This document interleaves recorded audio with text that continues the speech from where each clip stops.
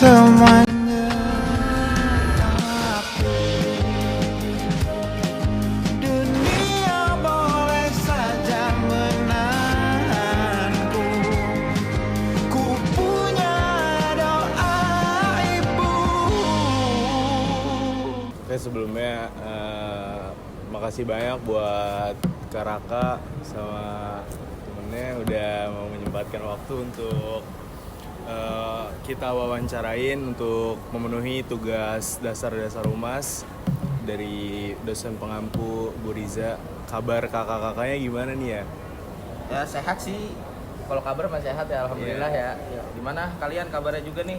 Ya sehat sih kalau saya sehat. Dikit ya? Iya. Wawancaranya sama aja, santai, relax gitu. Mungkin pertanyaan pertama itu ada bagaimana tim humas untuk memastikan tidak terjadi benturan berkepentingan ketika berkomunikasi dengan yang lain seperti dengan pemerintahan atau regulator penyiaran kayak gitu sih Kak. Sebetulnya kalau dari kita sendiri, instansi kita kan emang stasiun televisi ya, Ya. yang tujuannya itu bidang ekonomi kreatif gitu kan. Memastikan tidak terjadi benturan. Sebetulnya kalau memastikan tidak terjadi benturan ketika berkomunikasi, biasanya itu sejauh yang sudah kita lakukan sendiri di instansi kita ini itu memang ada beberapa agenda. Khususnya itu di setiap tahunnya itu kita melaksanakan adanya pertemuan antar stasiun televisi lainnya, yang dimana agenda tersebut itu dikumpulkan oleh KPI lah, Penyiaran Indonesia lah kan gitu kan. Nah, di mana agenda tersebut kita membahas lah berbagai hal, mulai dari program-program yang udah kita rancang dalam setahun ke depan, apa yang ingin kita buat selama setahun ke depan, apa yang ingin kita siarkan. Karena bagaimanapun peraturan KPI tersebut juga kan yang kita ketahui sekarang kan terlalu ketat lah ya. Mulai dari ada pembatasan regulasinya, mulai dari syarat-syarat dan ketentuannya ya kan. Nah itu juga kita membahas lah di pertemuan tersebut gitu, agenda tersebut gitu. Kemarin sih terakhir sih di tahun 2025 itu di bulan Desember itu kita ngadain pertemuan dari pihak kita itu di Bandung sebetulnya. Di Bandung itu kita ngebahas mengenai beberapa peraturan selama 1 tahun program yang kita jalanin dari masing-masing stasiun televisi, terutamanya kita sendiri gitu. Itu memang ada beberapa komentar lah, maksudnya dari pihak KPI yang menjelaskan lebih dalam lagi mengenai peraturan tersebut. Memang ada peraturan-peraturan yang baru yang memang ada batasannya juga, yang contoh kan kita kan namanya kita televisi inilah ya, televisi masyarakat ya, seperti yang teman-teman ketahui sendiri, kita namanya banyakkan programnya juga India ya kan, relate lah ya, yang dimana program-program India sendiri kan mungkin ada unsur-unsur yang membuat penyiaran itu tuh jadi berkomunikasi dengan kita untuk memperketat lagi lah peraturannya. Terus benturan, sebetulnya kalau benturan lebih ke program dan peraturan aja sih sebetulnya gitu. Jadi memang komunikasi itu kita selalu rutin setiap setahun berapa kali gitu misalkan. Itu memang kita adain agenda pertemuan gitu. Cuman memang agenda tersebut itu diselenggarakan oleh pihak KPI-nya. Jadi kita menerima undangan langsung. Itu sih. Mungkin ada mau tambahan dari Mas Brian gitu? Cukup ya.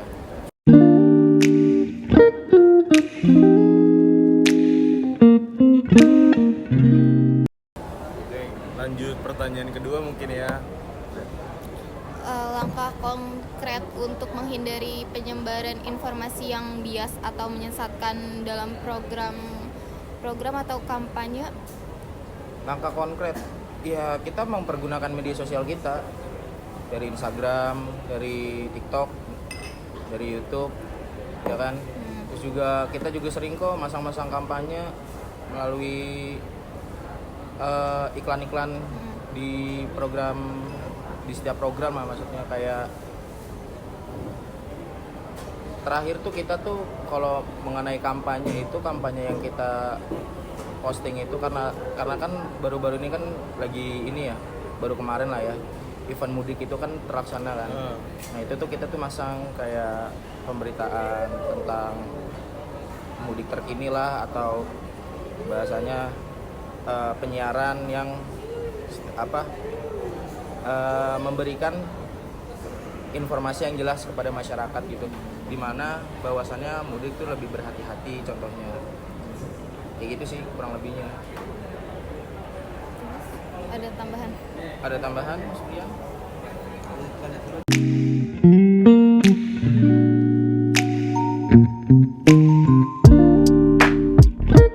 Lanjut yang dari nomor 3 nih.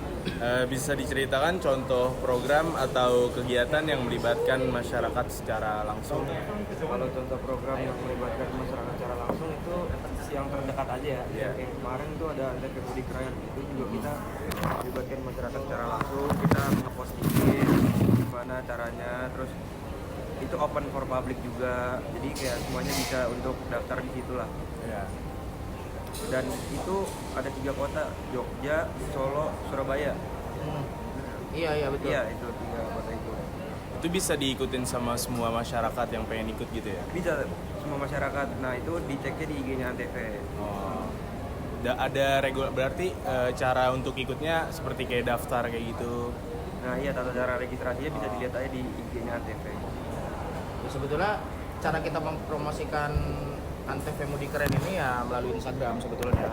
Kayak misalkan kita lagi open mudik gratis nih misalkan nih, ya kita tahu sendirilah namanya mudik itu kan pasti kan banyak dari masyarakat Indonesia sendiri kan pasti pengen pulang kampung lah ya. Iya. Terus juga mungkin ada beberapa orang yang keterbatasan mengenai biaya. Nah makanya Antv tuh ini bukan event cuma di tahun ini doang. Sebetulnya di tahun-tahun sebelumnya tuh event ini tuh berkelanjutan emang ya? sering berjalan, dan kita juga memang didorong dan disupport sama beberapa sponsor lah gitu. Itu sih paling ya untuk masyarakatnya sendiri ya tentu happy gitu. Mereka kan pulang kampung, kita yang coba buat mewadahi mereka bagaimana caranya mereka pulang, hanya mendaftar regulasi yang sudah kita tentukan. Oke.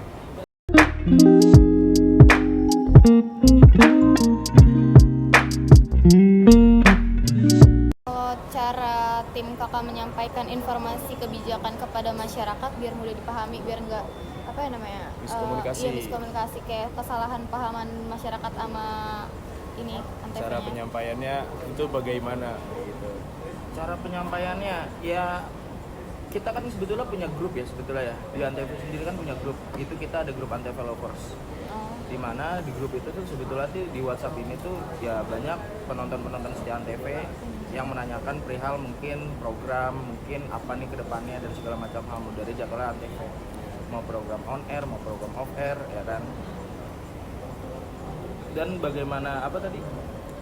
Biar nggak salah informasi dan mudah dipahami. Iya, kita sih update dari situ sih. Selain dari grup itu juga kita update melalui Instagram gitu.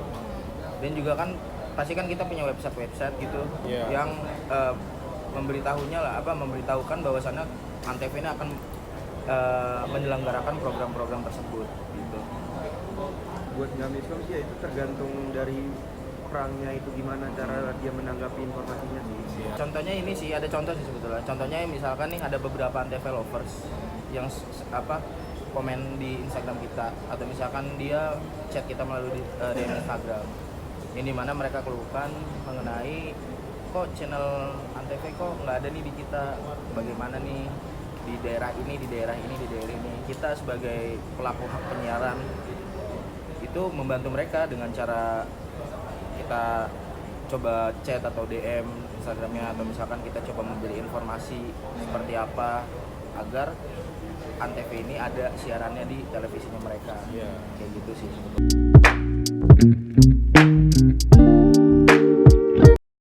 Bagaimana cara tim KKK ini mengatasi perbedaan pendapat atau masukan dari publik atau masyarakat lain gitu?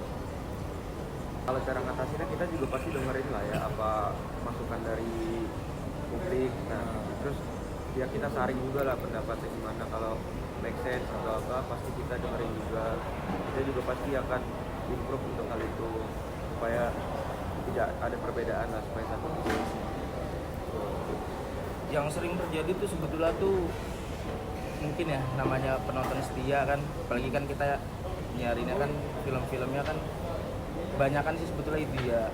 Nah banyak tuh dari mereka tuh menanyakan kenapa sih program ini tuh cepet banget di-cut-nya, kenapa nggak dilanjutin episodenya dan segala macam hal. Nah sebetulnya ya balik lagi kita tuh melihat komentar dari mereka itu melihat dari situasi dari kitanya juga, karena mau bagaimanapun namanya kita stasiun televisi, kita juga butuh rating. Kita lihat dulu nih apa kebagusan dari rating tersebut gitu, yang nantinya akan kita evaluasi di internal gitu, apakah program ini harus dilanjutkan atau memang program ini kita gantikan dengan program lainnya seperti itu.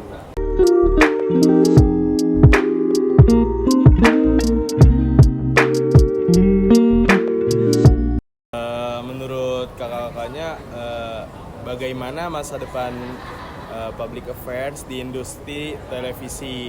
Kemudian apa sih saran-saran untuk mahasiswa atau yang lain yang pengen berkarir di bidang public affairs gitu? Masa depan public affairs di industri televisi Indonesia ya, sebetulnya kita menjaga untuk masa depan sih kita kan nggak bisa memprediksi ya masa tahun baru. Cuman yang namanya kita sebagai pelaku penyiaran industrinya, kita sih berharapnya ke depannya masyarakat tuh masih mau loh melihat kita sebagai stasiun televisi, nggak cuma di TV. Mungkin makanya kan kita kan yang tadi kita bahas juga sebelumnya, kita membuat agenda-agenda untuk perihal kampanye dan segala macam hal melalui media sosial ya kan. Kita gencarin lagi di situ. Terus juga kan kita kan bekerja sama dengan beberapa teman-teman, mungkin kita kerja sama IO, dan kita juga kerja sama masyarakat sekitar juga, RT RW setempat, pemerintahan setempat juga untuk program ini tuh terlaksana gitu. Dan saran untuk mahasiswa untuk berkarir di bidang off-air apa, Bri? Sarannya, Bri? Kalau sarannya sih ya kalau mau di public affair ya harus komunikasinya harus bagus, terus harus berpikir kritis, harus harus ya kreatif lah kalau di dunia public affair tuh. Karena bakal ada ide-ide yang harus muncul, dan biasanya kalau di dunia televisi itu ide-ide itu butuh banget buat cepat gitu loh. Dan kalian tuh harus paham juga sih, maksudnya bagaimana cara, karena kan kalian kan maksudnya kan masih belajar lah ya. Yeah. Karena kalau kalian udah terjun langsung di public affair, apalagi di industri televisi Indonesia itu, kalian harus bener-bener pahamin lagi bagaimana sistematis kerjanya, mulai dari kreativitas, mungkin di bagian media sosial, kita kan ada bagian media sosial, bagaimana caranya kita ngolah konten, terus juga kita ada bagian off air, gimana caranya kita membuat program-program off air gitu kan, terus juga ada on airnya, gimana caranya kita membuat regulasi dengan program-program yang terjadwalkan di on airnya, gitulah maksudnya. Ya kalian gimana ya, televisi Indonesia tuh ya untuk kalian tuh saran dari saya sih ya harus banyak-banyak belajar kreativitas dan jangan mudah capek lah, apalagi kan Gen Z kan sekarang kan banyak keluhnya ya. Saya juga Gen Z sih sebetulnya, cuman kalau misalkan kalian udah masuk dunia apalagi di dunia media kan, kita kan media kan maksudnya, apalagi udah masuk media tuh bener-bener udah nggak harus mikirin lagi caranya kalian untuk bagaimana nih, gak usah takut apa segala macem, karena kalian mau atau enggaknya dulu aja maju gitu. Lingkungan kerja tuh nggak semenakutkan itu kok sebetulnya. Bagaimana caranya kalian bisa beradaptasi dengan lingkungan kerja. Beradaptasi dengan lingkungan kerjanya aja sih sebetulnya. Itu aja sih paling.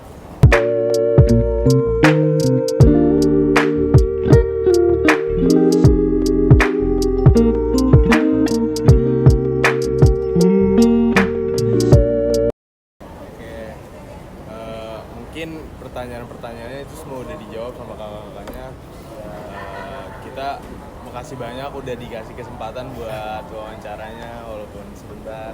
Iya, nggak apa-apa. Kita juga makasih nih udah jauh-jauh ke sini. Iya, aman Kak, kita dari juga Tangerang jauh-jauh ke Kuningan. Iya, makasih ya.